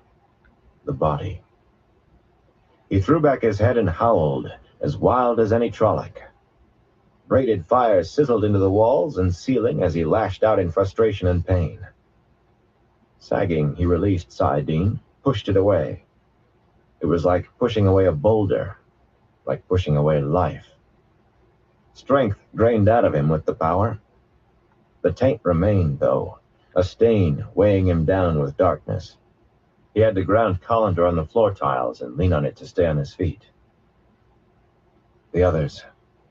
It was hard to speak, his throat hurt. Elaine, Perrin, the rest. Was I too late for them, too? "You are not too late," Moraine said calmly. But she had come no closer, and Lan looked ready to dart between her and Rand. "You must not." "Are they still alive?" Rand shouted. "They are," she assured him. He nodded in weary relief. He tried not to look at the girl's body. 3 days waiting so he could enjoy a few stolen kisses. If he had moved 3 days ago... But he had learned things in those 3 days, things he might be able to use if he could put them together. If. Not too late for his friends, at least. Not too late for them. How did the Trollocs get in? I don't think they climbed the walls like Aiel. Not with the sun still up. Is it still up? He shook his head to dispel some of the fog. No matter. The Trollocs. How? Lan was the one who answered. 8 large grain barges tied up at the Stone's docks late this afternoon. Apparently no one thought to question why laden grain barges would be coming downriver. His voice was heavy with contempt. Or why they docked at the Stone, or why the crews left the hatches shut until nearly sunfall. Also, a train of wagons arrived about 2 hours ago now, 30 of them, supposedly bringing some lord or other's things from the country for his return to the Stone. When the canvas was thrown back, they were packed with halfmen and Trollocs too. If they came in any other way, I don't know of it yet. Rand nodded, and the effort buckled his knees. Suddenly Lan was there, pulling Rand's arm over his shoulder to hold him up. Moraine took his face in her hands. A chill rippled through him, not the blasting cold of full healing, but a chill that pushed weariness out as it passed. Most of the weariness. A seed remained as if he had worked a day hoeing tobacco. He moved away from the support he no longer needed. Lan watched him warily to see if he could really stand alone, or perhaps because the warder was not certain how dangerous he was, how sane. I left some a purpose, Moraine told him. You need to sleep tonight. Sleep. There was too much to do to sleep. But he gave another nod. He did not want her shadowing him. Yet what he said was, Lanfear was here. This was not her doing. She said so, and I believe her. You don't seem surprised, Moraine. Would Lanfear's offer surprise her? Would anything? Lanfear was here, and I talked with her. She didn't try to kill me, and I didn't try to kill her. And you are not surprised. I doubt you could kill her. Yet. Her glance at Collindor was the merest flicker of dark eyes. Not unaided. And I doubt she will try to kill you. Yet. We know very little of any of the Forsaken, and least of all Lanfear. But we do know she loved Luz Theron Telamon. To say you are safe from her is certainly too strong. There is a good deal she can do to harm you short of murder. But I do not think she will try to kill, as long as she thinks she might win Luz Theron back again. Lanfear wanted him. The daughter of the night, used by mothers who only half believed in her to frighten children. She certainly frightened him. It was nearly enough to make him laugh. He had always felt guilty for looking at any woman besides Egwene, and Egwene did not want him. But the daughter heir of Andor wanted to kiss him at least, and one of the Forsaken claimed to love him. Nearly enough for laughter, but not quite. Lanfear seemed jealous of Elaine. That pale-haired milksop, she had called her. Madness. All madness. Tomorrow. He stuttered away from them. Tomorrow? Moraine said. Tomorrow I will tell you what I am going to do. Some of it he would. The thought of Moraine's face if he told her everything made him want to laugh.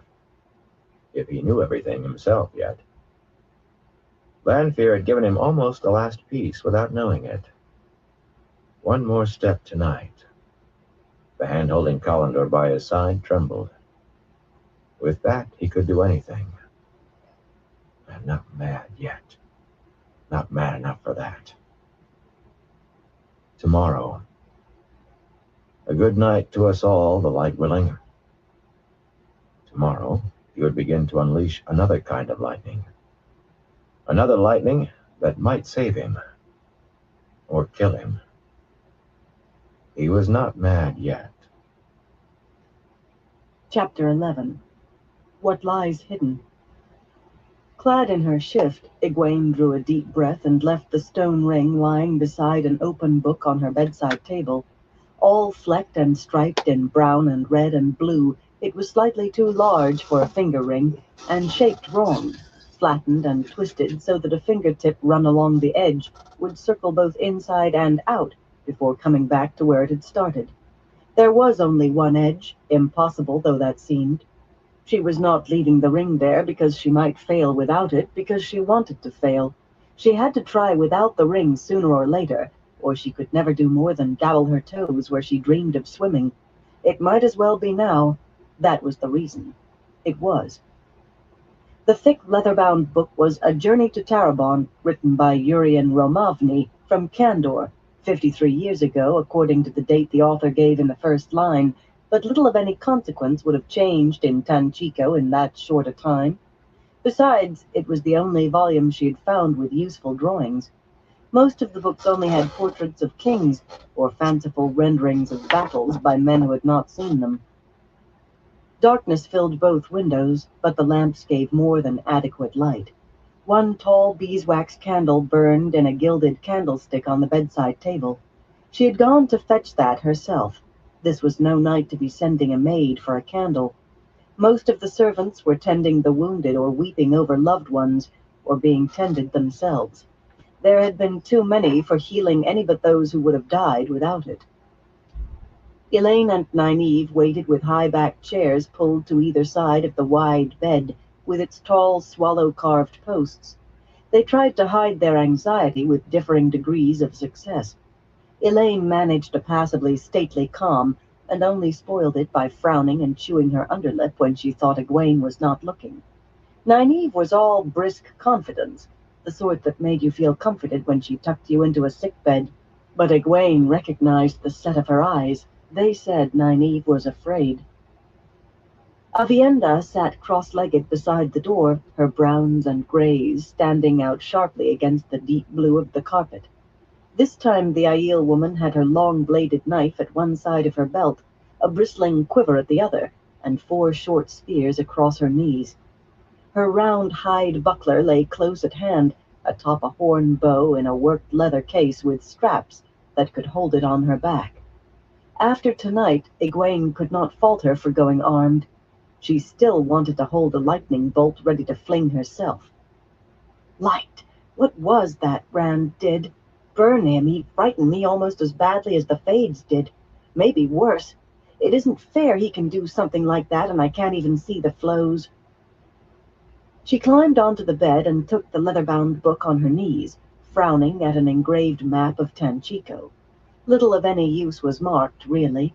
A dozen fortresses surrounding the harbor, guarding the city on its 3 hilly peninsulas, the Varana to the east, the Maceta in the center, and the Calpena nearest the sea. Useless. Several large squares, some open areas that seemed to be parks, and a number of monuments to rulers long since dust. All useless.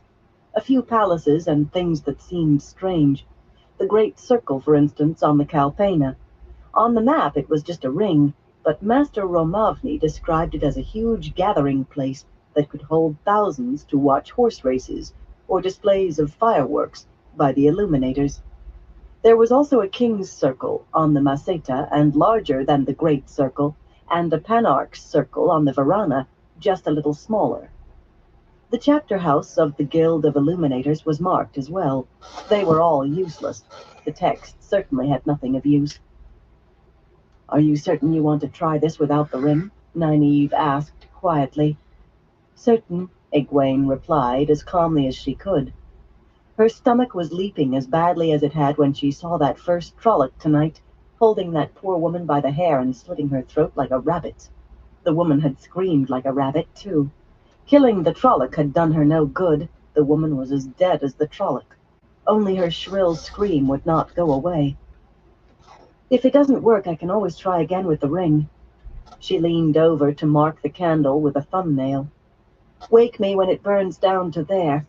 Light, but I wish we had a clock." Elaine laughed at her, a light-hearted trill, and it very nearly sounded unforced. "A clock in a bedchamber? My mother has a dozen clocks, but I never heard of a clock in a bedchamber." "Well, my father has one clock," Egwene grumbled. "The only one in the whole village, and I wish I had it here. Do you think it will burn that far in an hour? I don't want to sleep longer than that.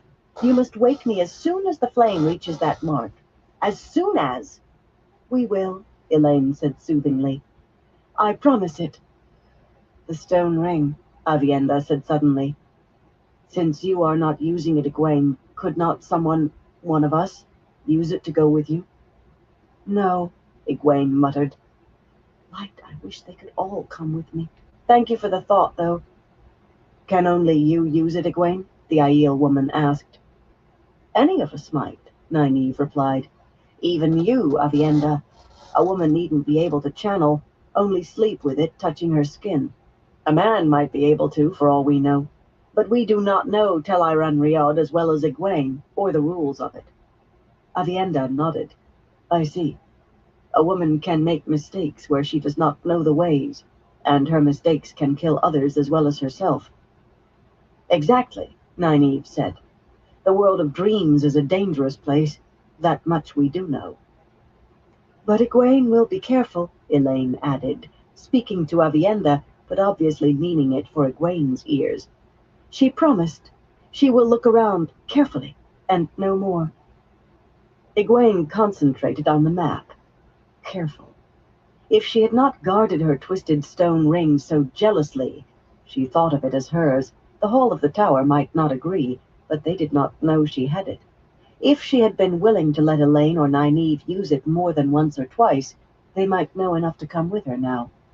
Yet it was not regret that made her avoid looking at the other women. She did not want them to see the fear in her eyes. Tel'aran'rhiod, the unseen world, the world of dreams. Not the dreams of ordinary people, though sometimes they touched Tel'aran'rhiod briefly, in dreams that seemed as true as life, because they were. In the unseen world, what happened was real, in a strange way. Nothing that happened there affected what was. A door opened in the world of dreams would still be shut in the real world. A tree cut down there still stood here.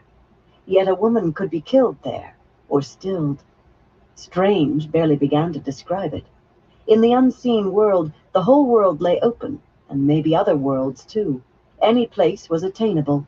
Or at least its reflection in the world of dreams D-Man, was. how you doing? The weave of the pattern could be read there, Hope you're doing past, well. present, and future, by one who knew how. By a dreamer. There had not been a dreamer in the White Tower since Corianin Nadil, nearly 500 years earlier. 473 years to be exact, Egwene thought. Or is it 474 now? When did Corianin die? If Egwene had had a chance to finish novice training in the tower, to study there as an accepted, perhaps she would know. There was so much she might have known then. A list lay in Egwene's pouch of the ter'angreal, most small enough to slip into a pocket, that had been stolen by the Black Aja when they fled the tower. They all three had a copy. 13 of those stolen ter'angreal had no known use written alongside, Hell and yeah. last studied by Corianin Zadil. But if Corianin Zadai had truly not discovered their uses, Egwene was sure of one of them. I'm almost They done with gave that one entrance I'm to working on now. Tel'aran'rhiod, not as easily it's as a the lot stone smaller ring, one. perhaps, and perhaps not without channeling, I but they think did it's it. 30 by 40. 2 they had recovered from Joya and Amito, an iron Or disc 40 3 by inches 40. across, I got scribed it. I on don't both remember sides with a exactly. tight spiral, and a plaque no longer than her hand, apparently clear amber, yet hard enough to scratch steel, with a sleeping woman somehow carved into the middle of it. Amiko had spoken freely of them, and so had Joya, after But a session I alone gotta get in her hold of my cell with older brother, Moiraine and that had left the dark friend he's gonna help pale-faced me and make a almost frame civil. for that Channel a big flow one of that I spirit did. into either That Day of the ter'angreal, Dead and one. it would take you into sleep and then into Tel'aran'rhiod. Elaine had tried both of them briefly, and they worked, though all she saw was the inside of the stone and Morghase's royal I gotta palace in hit him up Caemlyn. tomorrow. Egwene had not wanted her to try, however fleeting the visit, but not from jealousy. She had not been able to argue very effectively, though, for she had been afraid Elaine and Nynaeve would hear what was in her voice. 2 recovered meant 11 still with the Black Aja. That was the point Egwene had tried to make. 11 ter'angreal that could take a woman to Tel'aran'rhiod, all in the hands of Black Sisters. When Elaine made her short journeys into the unseen world, she could have found the Black Oddja waiting for her, or walked into them before All she knew right. they were there. Where did The I send thought you the made picture Egwene's of stomach of rise. it at? They could be waiting for her now. Or Not how did I likely, send you the not on picture? purpose. How would they know she was coming? But they could be there when she stepped through. One she could face, unless she was caught by surprise, and she did not mean to allow that. But if they did surprise her, 2 or 3 of them together, Leandrin and Rihanna, Chesmal Emery and Gianna Kaida and all the rest at once? Frowning at the map, she made her hands loosen their white-knuckled grip. Tonight had given everything urgency. If Shadow Spawn could attack the stone, if one of the Forsaken could suddenly appear in their midst, she could not give in to fear. They had to know what to do. They had to have something besides Amiko's vague tale. Something. If only she could learn where Mazrim Time was in his caged journey to Tar Valon, or if she could somehow slip into the Amerlin's dreams and speak to her. Perhaps those things were possible for a dreamer. If they were, she did not know how. Tanchico was what she had to work with. I must go alone, Avienda. I must. She thought her voice was calm and steady, but Elaine patted her shoulder. Egwene did not know why she was scrutinizing the map. She already had it fixed in her head, everything in relation to everything else.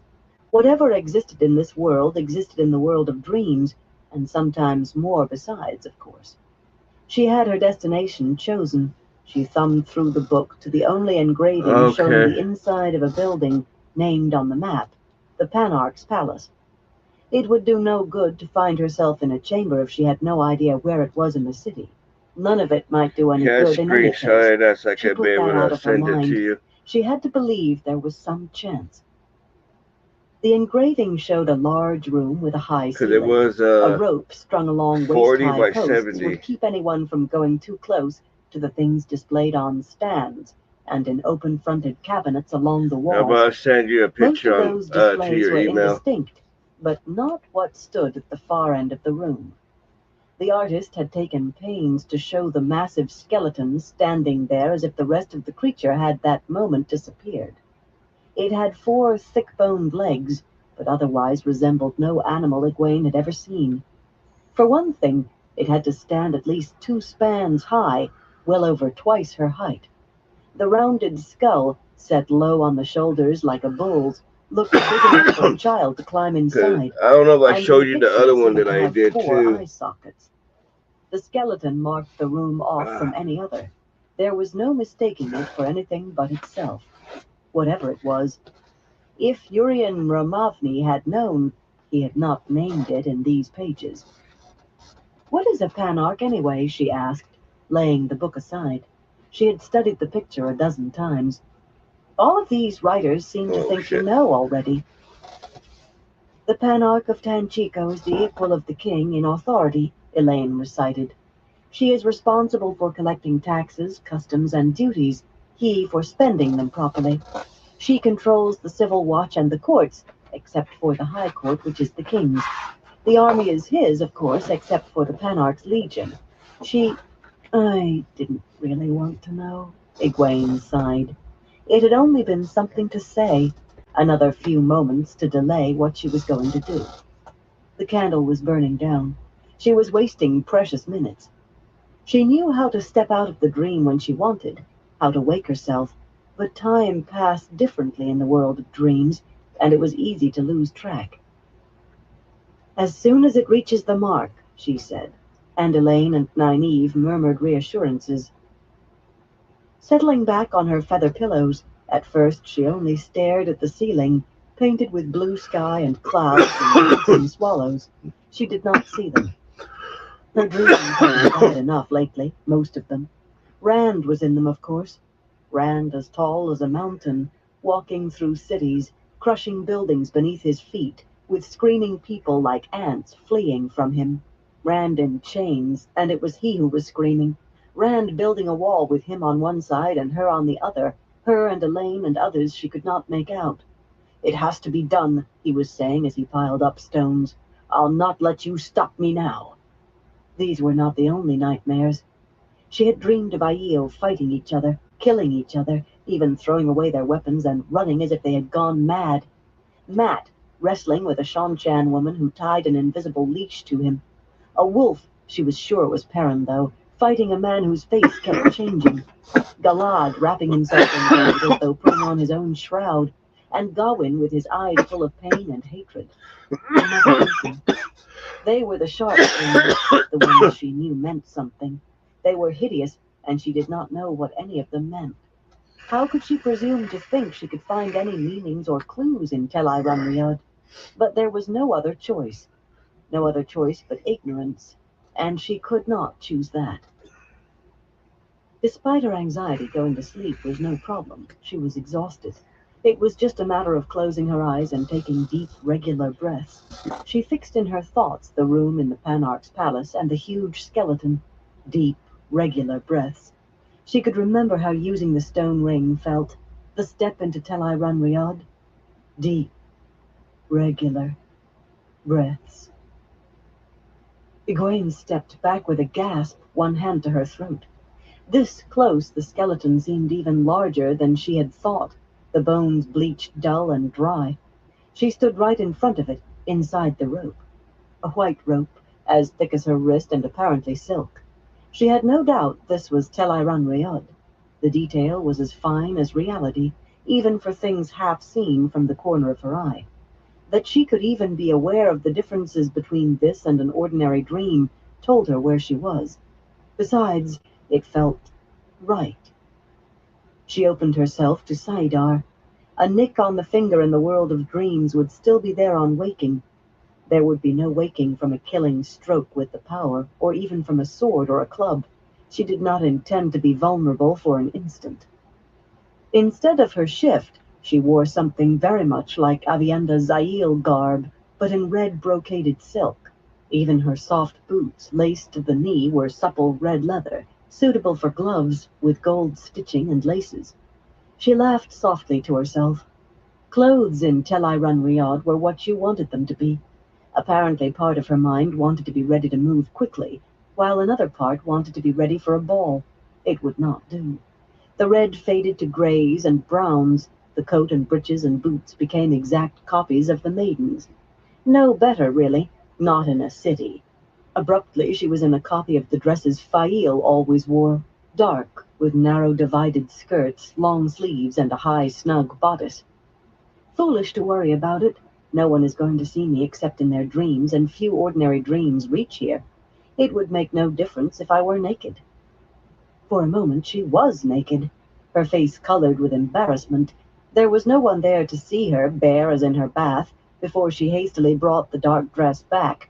But she should have remembered how stray thoughts could affect things here, especially when you had embraced the power. Elaine and Nynaeve thought she was so knowledgeable. She knew a few of the rules of the unseen world, and knew there were 100, 1,000 more of which she was ignorant. Somehow she had to learn them if she was to be the tower's first dreamer since Corianin. She took a closer look at the huge skull. She had grown up in a country village, and she knew what animal bones looked like. Not 4 eye sockets, after all. 2 seemed to be for tusks of some kind instead, on either side of where its nose had been. Some sort of monstrous boar, perhaps, though it looked like no pig skull she had ever seen. It had a feel of age, though. Great age. With the power in her, she could sense things like that here. The usual enhancements of senses was with her, of course. She could feel tiny cracks in the gilded plaster bosses covering the ceiling 50 feet up, and the smooth polish of the white stone floor. Infinitesimal cracks, invisible to the eye, spread across the floor stones as well.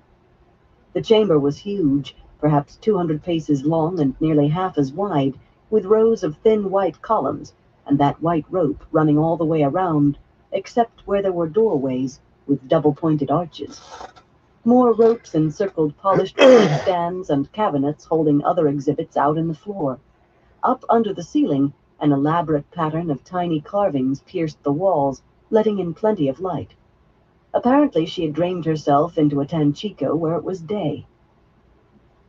A grand display of artifacts of ages long past, of the age of legends and ages before, open to all, even the common folk, 3 days in the month and on feast days, Urian Romovny had written. He had spoken in glowing terms of the priceless display of Quain Diar figures, 6 of them, in a glass-sided case in the center of the hall, always watched by 4 of the Panarch's personal guards when people were allowed in, and had gone on for 2 pages about the bones of fabulous beasts, never seen alive by the eyes of man. Egwene could see some of those. On one side of the room was the skeleton of something that looked a little like a bear, if a bear had 2 front teeth as long as her forearm, and opposite it on the other side were the bones of some slender 4-footed beast with a neck so long the skull was half as high as the ceiling. There were more, spaced down the chamber's walls, just as fantastic. All of them felt old enough to make the Stone of Tyr seem new-built. Ducking under the rope barrier, she walked down the chamber slowly, staring. A weathered stone figurine of a woman, seemingly unclothed but wrapped in hair that fell to her ankles, was outwardly no different from the others sharing its case, each not much bigger than her hand. But it gave an impression of soft warmth that she recognized. It was an Angreal, she was sure. She wondered why the tower had not managed to get it away from the Panarch. A finely jointed collar and 2 bracelets of dull black metal on a stand by themselves made her shiver. She felt darkness and pain associated with them, old, old pain and sharp. A silvery thing in another cabinet, like a 3-pointed star inside a circle, was made of no substance she knew. It was softer than metal, scratched and gouged, yet even older than any of the ancient bones. From 10 paces she could sense pride and vanity. One thing actually seemed familiar, though she could not say why. Tucked into a corner of one of the cabinets, as if whoever put it there had been uncertain that it was worthy of display, lay the upper half of a broken figure carved from some shiny white stone. A woman holding a crystal sphere in one upraised hand, her face calm and dignified and full of wise authority. Whole, she would have been perhaps a foot tall, but why did she appear so familiar? She almost seemed to call to Egwene to pick her up. Not until Egwene's fingers closed on the broken statuette did she realize she had climbed over the rope. Foolish, when I don't know what it is, she thought. But it was already too late. As her hand grasped it, the power surged within her, into the half-figure, then back into her, into the figure and back, in and back. The crystal sphere flickered in fitful, lurid flashes, and needles stabbed her brain with each flash. With a sob of agony, she loosed her hold and clasped both hands to her head. The crystal sphere shattered as the figure hit the floor and broke into pieces, and the needles vanished, leaving only dull memories of the pain and a queasiness that wobbled her knees. She squeezed her eyes shut so she could not see the room heaving. The figure had to be a Terangrial, but why had it hurt her like that when she only touched it? Perhaps because it was broken. Perhaps, broken, it could not do what it was meant for. She did not even want to think of what it might have been made for. Testing Terangrial was dangerous. At least it must be broken beyond danger now. Here, at least. Why did it seem to call me? Nausea faded and she opened her eyes. The figure was back on the shelf, as whole as it had been when she first saw it. Strange things happened in Tel Runriod, but that was stranger than she wanted to see. And this was not what she had come for. First, she had to find her way out of the Panarch's palace. Climbing back over the rope, she hurried out of the chamber, trying not to run. The place was empty of life, of course. Human life, at least. Colorful fish swam in large fountains that splashed merrily in the courtyards, surrounded by delicately columned walks and balconies screened by stonework, like intricately carved lace. Lily pads floated on the waters, and white flowers as big as dinner plates. In the world of dreams, a place was as it was in the so-called real world, except for people. Elaborate golden lamps stood in the hallways, wicks uncharred, but she could smell the perfumed oil in them. Her feet raised no hint of dust from the bright carpets that surely could never have been beaten, not here. Once she did see another person walking ahead of her, a man in gilded, ornately worked plate and mail armor, a pointed golden helmet crested with white egret plumes under his arm. "Aeldra," he called, smiling.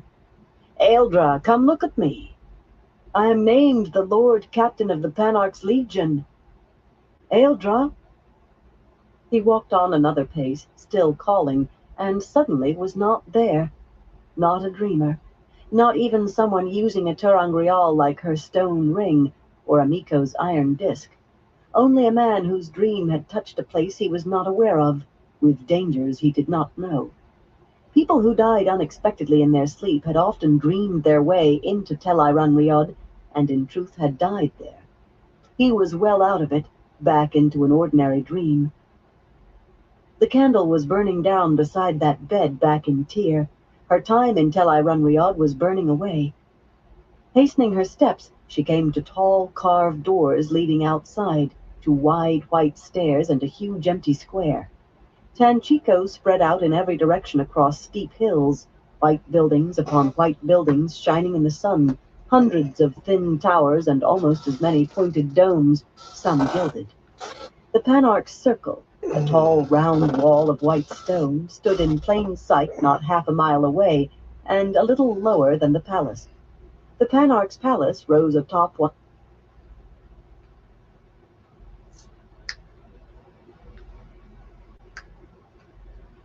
Go.